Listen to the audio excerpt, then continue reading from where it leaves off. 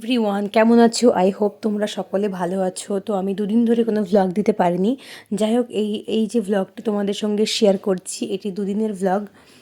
আজকে দেখতে পাচ্ছ বর সকালে একটু বাজারে গেছিলো, বাজার থেকে একটু ফ্রুটস আনার ছিল, সেগুলো সে এনেছিল। তো আমি আবার যথারীতি সে ফল টলগুলোকে ঠিকঠাক করে গুছিয়ে রাখছিলাম, যেগুলো যেখানে রাখার আর কি।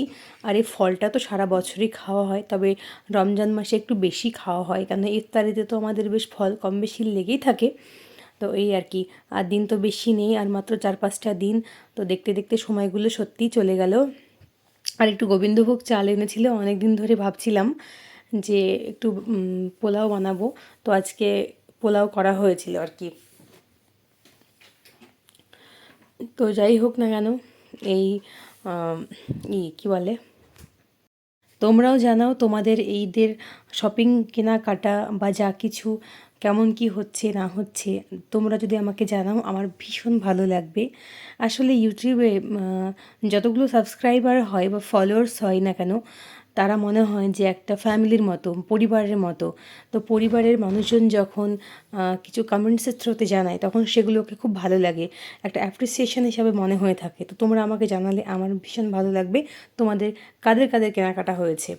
যাই হোক, দেখো এই দিকে মা বানিয়েছে, মানে আমার শাশুড়ি মা বানিয়েছে কুলের আচার।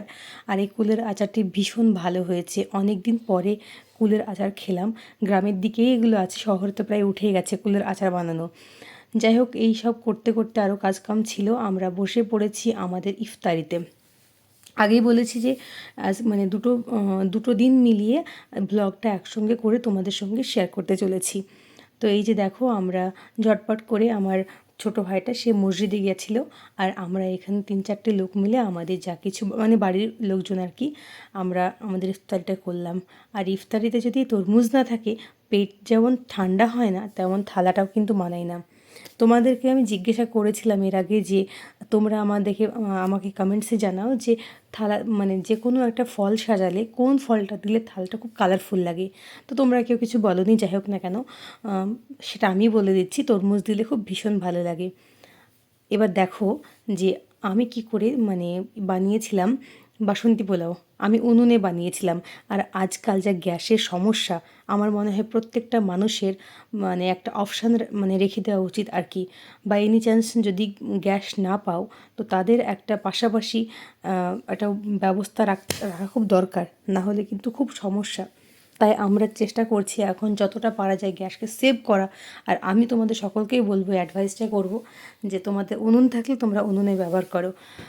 উনুনকে ব্যবহার করতে এসে আমি পড়লাম এই যে কড়াই চাপি দিয়ে ভালো করে একটু পেঁয়াজের বেরেস্তা আলাদা করে রাখলেও রাখা হতো, কিন্তু আমি একসঙ্গেই পেঁয়াজ, তার কাঁচা লঙ্কা, তারপর তেজপাতা কে একসঙ্গে একটু ঘি দিয়ে তেল দিয়ে সাদা তেল দিয়ে ভেজে নিলাম। তারপরে এই চালগুলোকে প্রায় আধা ঘন্টা আগেই আমি হলুদ, একটু ঘি, লবণ মাখিয়ে রেখেছিলাম। তারপরে এই যে গরম জলে পরিমাণ মতো যা চাল দেবে তার ডবল জল দেবে।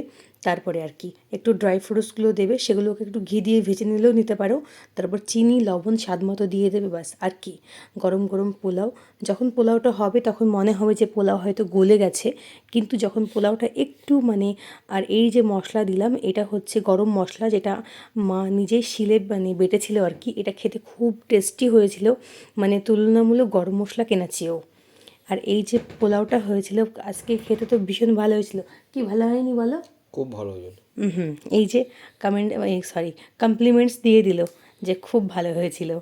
আর আমাদেরও খেতে ভালো হয়েছিল, অল্প করে বানিয়েছিলাম। আর এগুলো তো গাদাগুচ্ছর কেউ খাই না, অল্প করেই খাই। আর এখানে মাকে দেখাচ্ছিলাম যে ভাতটা সিদ্ধ হয়েছে কিনা। যাই হোক, দুজনে মিলে রান্না করতে করতে অনেক গল্পগুজব হয়, যেটা খুব ভালো। বন্ডিং না থাকলে না কোনো কিছুই ভালো লাগে না। আর এই যে দেখো কি সুন্দর লোভনীয়, চারিকোল দিয়ে ঘিয়ের যে মানে ঘি যেন আলপনা দিচ্ছে চারিদিক দিয়ে। আর এই দিকে তাড়াহুড়ো করে ভাজছিলাম কি বলো তো, পাঁপড়। আজকে বেশ মানে খাবার টাবার তো অনেক কিছুই হয়েছিল, তাই পাঁপড়টাও ভেজেছিলাম আর কি। তো প্রথম দিন বর বাজার করে এনেছিল, ইফতারি করলাম। আর পরের দিন কিন্তু আমি বানিয়েছিলাম গোবিন্দভোগ চালের মানে পোলাও আর কি, যাকে বলে বাসন্তী পোলাও, ঠিক আছে। আর এই যে দেখতেই পাচ্ছ আবার ইফতারের জন্য আমরা সব রেডি হচ্ছি। আর আমাদের এই যে এই জায়গাটা খুব প্রিয়, এর আগে অনেকবার বলেছি ভিডিওতে, আজকেও বলছি। আর এখানে বসে আমরা এখন আর ডাইনিংয়ে বসছি না, এখন মাদুর পেতে বসেছি। মাঝে মধ্যে একটু চেঞ্জ করতে হয়, প্রত্যেকটা জিনিসের কিন্তু পরিবর্তনটা খুব দরকার, সেটা যদি ভালোর জন্য হয় তবে কিন্তু পরিবর্তন দরকার। আর দেখো এখানে আমরা সকলে মিলে বসে পড়েছি। আর সকলে মিলে মানে বসে ইফতারি খাওয়া যে কী মজা, খুবই ভালো লাগে। আর আজকে এই যে ইফতারি, আমি এর আগে, তোমরা যারা আমার প্রিভিয়াস মানে কি বলবো ফলোয়ার্স বলবো বা সাবস্ক্রাইবার বলবো, তারা কিন্তু জানো যে আমি কিন্তু কখনো চিড়ে, এতদিন যারা ভিডিও আমার দেখেছো, কখনো চিড়ে বা এই কলা, খেজুরের গুড় বা চিনি যাই হোক না কিন্তু খেতাম না। কিন্তু বিয়ের পর বরের কাছ থেকে শিখেছি, তো এটা খেয়ে সত্যি পেট খুব ভালো থাকছে। তো তোমরাও ট্রাই করতে পারো। আর তো রোজা বেশি নেই, কয়েকটা মাত্র আছে, গুটি কয়েক রোজা আছে, হাত গোনা কয়েকটা দিন।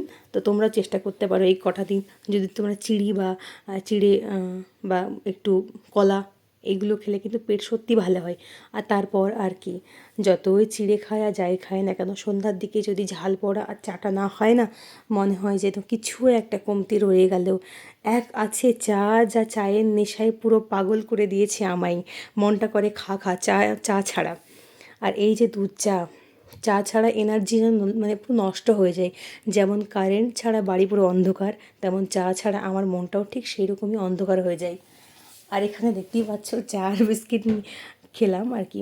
তার সঙ্গে সঙ্গে একটু ছোলা আর মুড়ি খেয়েছিলাম। ছোলা মুড়ি খেতে তো ভীষণ ভালো লাগে আমার। বাড়ি গিয়ে তোমরা দেখতেই পেয়েছো, মানে আমার নিজের বাড়িতে, বাড়িতে দুটোই বাড়ি আর কি, কোনটা নিজের কোনটা পরের বলবো, দুটোই বাড়ি। মানে বেসিক্যালি আমি আমার বাপের বাড়ির কথা বলছি। সেখানে তো আমি বেশ ছোলা মুড়ি খেতাম, তো এখানেও আজকে চেষ্টা করলাম, কিন্তু কম তেল দিয়ে। ভীষণ ভালো লাগলো। সন্ধ্যার দিকে এই খাওয়া আর এই প্রার্থনা, রোজার মাস জুড়ে এই করতে করতে সময়গুলো যে কী করে চলে গেল, আর কি বলি আর কি। আর এই ঝালবড়াগুলো মানে খুব মিস করবো, যখন রোজাটা হয়ে যাবে না, খুব মনে পড়বে। তখন তো এইভাবে আর খাওয়া হবে না, হ্যাঁ খাওয়া হবে না কেন, হবে, কিন্তু এই পরিমাণে মানে খাওয়া হবে না যে প্রতিদিন বেসিস আর কি। আর এই চা, মুড়ি, ঝালবড়া, ফল, আর রোজা, তারাবি সব কিছু মিলিয়ে সময় ক্রমশ এগিয়ে যাচ্ছে। রমজান বলছে যে আমি কিন্তু চলে যাচ্ছি, তোমরা তোমাদের ইমানের খেয়াল রেখো। যাই হোক, সত্যি আমাদের প্রত্যেকটা মানুষের, শুধুমাত্র রমজান বলে না, মানে এই মাস যেমন আমরা ইবাদত করছি, এটা যদি মানে আমি আমি মানে ইনক্লুডিং আমি অলসো আর কি, আমরা যদি করতে পারি সেটা আমাদের জন্যই ভালো।